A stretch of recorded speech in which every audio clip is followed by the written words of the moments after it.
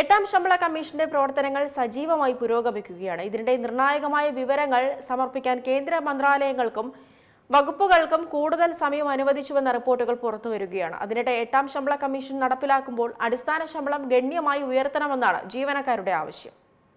രാജ്യത്തെ ദശലക്ഷക്കണക്കിന് കേന്ദ്ര സർക്കാർ ജീവനക്കാരും പെൻഷൻകാരും എട്ടാം ശമ്പള കമ്മീഷന് വേണ്ടിയുള്ള കാത്തിരിപ്പിലാണ്. ശമ്പളവും പെൻഷനും പരിഷ്കരിക്കുന്നതിന് വേണ്ടിയുള്ള കമ്മീഷന്റെ പ്രവർത്തനങ്ങൾ സജീവമായി പുരോഗമിക്കുന്നുണ്ട്. ജീവനക്കാരുടെ സംഘടനകളും യൂണിയനുകളും തങ്ങളുടെ ആവശ്യങ്ങൾ കമ്മീഷനെ അറിയിച്ചിട്ടുണ്ട്. ഇപ്പോഴത്തെ ശമ്പളം, അലവൻസുകൾ, പെൻഷൻ ഘടന എന്നിവ പുതുക്കുന്നതിനുള്ള നിർണായക വിവരങ്ങൾ സമർപ്പിക്കാൻ വിവിധ കേന്ദ്ര മന്ത്രാലയങ്ങൾക്കും വകുപ്പുകൾക്കും യൂണിയൻ ഭരണ പ്രദേശങ്ങൾക്കും കൂടുതൽ സമയം അനുവദിച്ചുവെന്ന റിപ്പോർട്ടുകളാണ് പുറത്തുവരുന്നത്.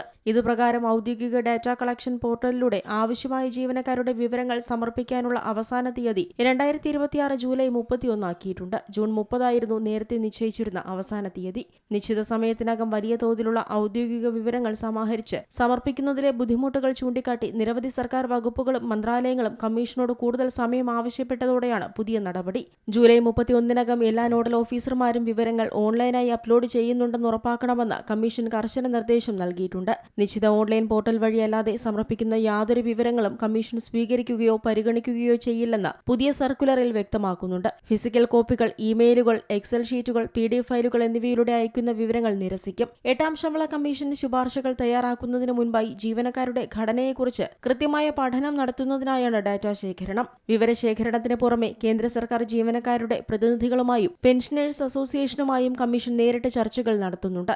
ഈ വിവരങ്ങളും ചർച്ചകളിലെ നിർദ്ദേശങ്ങളും വിലയിരുത്തി തയ്യാറാക്കുന്ന അന്തിമ റിപ്പോർട്ട് കമ്മീഷൻ 2027 പകുതിയോടെ സർക്കാരിന് സമർപ്പിക്കുമെന്നാണ് പ്രതീക്ഷ. 18,000 രൂപയാണ് ഏഴാം ശമ്പള കമ്മീഷൻ പ്രകാരം കേന്ദ്ര സർക്കാർ ജീവനക്കാരുടെ ഏറ്റവും കുറഞ്ഞ അടിസ്ഥാന ശമ്പളം. എട്ടാം ശമ്പള കമ്മീഷൻ നടപ്പിലാക്കുമ്പോൾ ഇത് ഗണ്യമായി ഉയർത്തണമെന്നാണ് ജീവനക്കാർ ഉന്നയിക്കുന്ന പ്രധാന ആവശ്യം. അതേസമയം നിലവിലെ ജീവിതച്ചെലവും പണപ്പെരുപ്പവും കണക്കിലെടുത്ത് അടിസ്ഥാന ശമ്പളം 26,000 മുതൽ 34,400 രൂപ വരെയായി ഉയർത്തിയേക്കുമെന്ന സൂചനകളും നിലവിലുണ്ട്.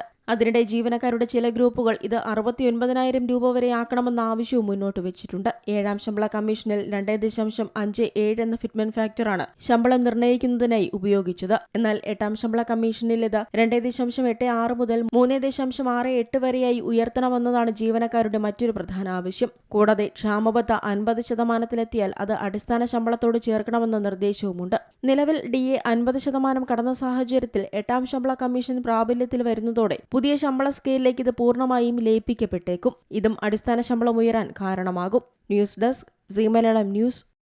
ഏറ്റവും പുതിയ വാർത്തകളും വിശേഷങ്ങളും വിരൽത്തുമ്പിലറിയാൻ സീ മലയാളം ന്യൂസ് എല്ലാ ഡിജിറ്റൽ പ്ലാറ്റ്ഫോമുകളിലും ലഭ്യം.